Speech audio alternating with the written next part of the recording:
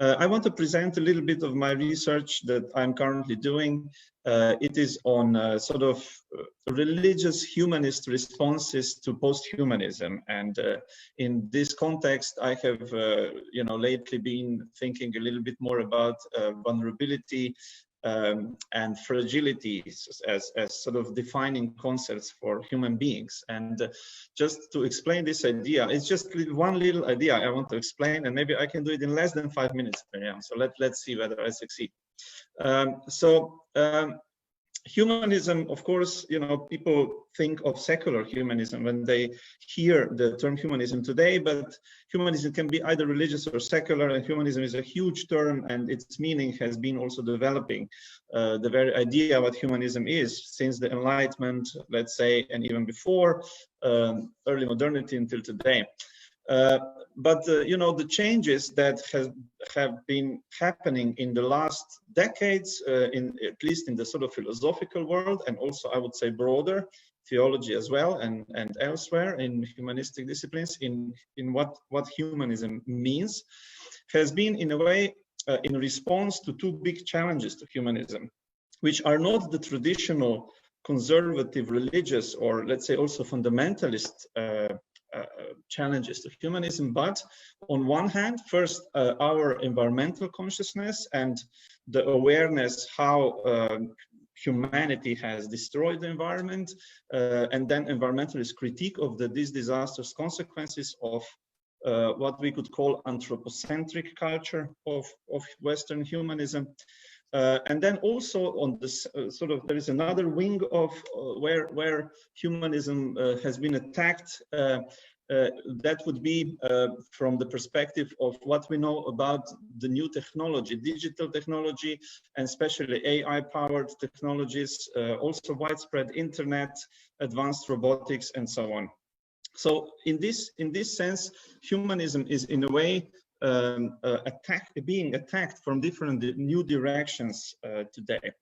I mean, this has been going on for a few decades, but it has kind of become an interesting discussion in some philosophical circles.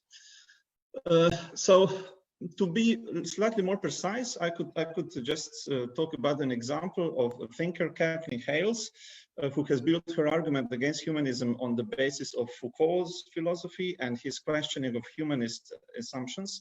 So Hales argues that humanism rests on, false assumptions of human specialness, that we are somehow ontologically and morally elevated from the rest of the world, other beings, that we are the only thinking and reasoning beings as Enlightenment humanism had it, that we are in a way also the peak of evolution. It's a kind of a goal, almost teleological view of human beings, that we are at the end point of oh my goodness, 2 minutes, okay.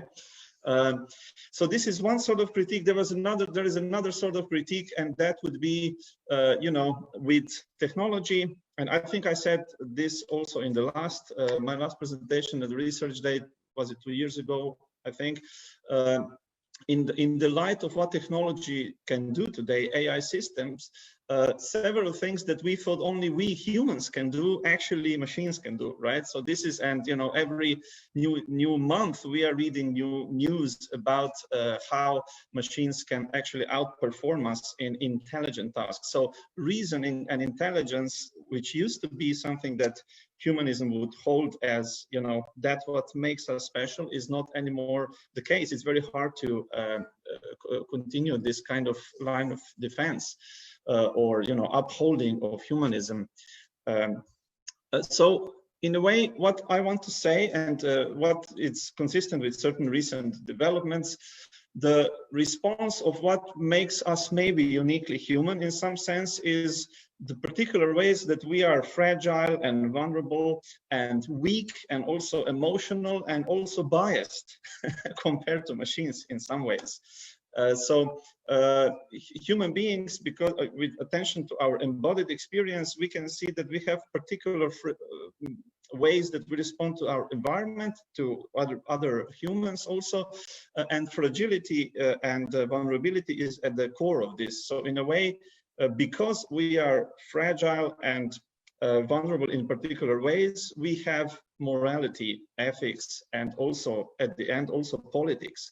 This, in a way, is a line, I would say, also for religious humanisms, and I'm particularly maybe more thinking about Abrahamic humanisms, but also from other religions, to frame a certain reformed, like new humanism in response to post-humanist critique. And this is at the moment what I'm working on, but I'll stop here. So this is just the basic idea I wanted to introduce to you.